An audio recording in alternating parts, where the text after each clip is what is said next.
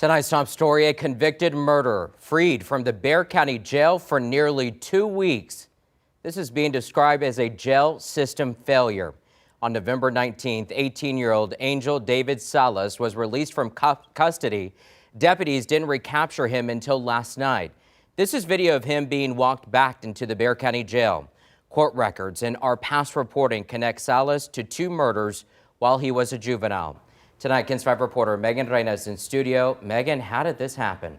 Henry, Bexar County Sheriff Javier Salazar told us tonight this is a system error because his jailers did not have access to juvenile records. The sheriff tells us Salas was done serving time for an evading arrest charge in the adult jail. When jailers did their background checks, his juvenile records didn't pop up. Turns out he doesn't just have 1, but 2 murder cases in the juvenile system.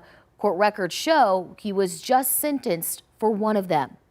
This is video from December 3rd, 2024, when Angel David Salas was taken into custody in connection to a murder from March of 2023 off El Paso Street and what police described as a drug deal turned deadly. At the time of the crime, investigators say Salas was 16, meaning his case was being handled in juvenile court. He has not been sentenced for this murder.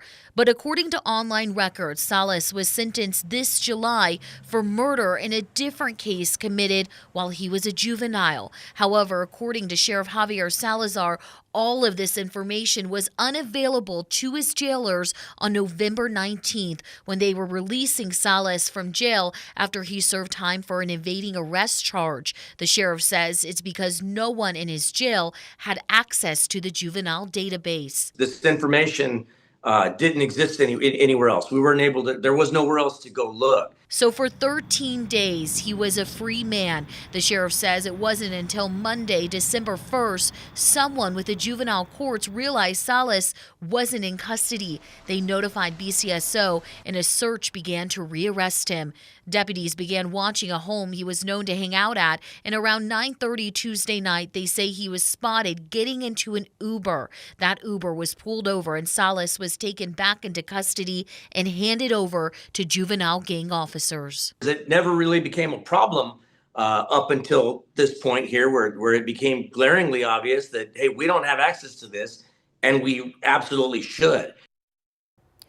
So we asked the sheriff, could his jailers rather have checked any other system to figure out his juvenile criminal history? The sheriff said no. And as of today, all 135 people working and booking now have access to juvenile information after a judge granted permission. Reporting in studio, Megan Reyna, KENS 5.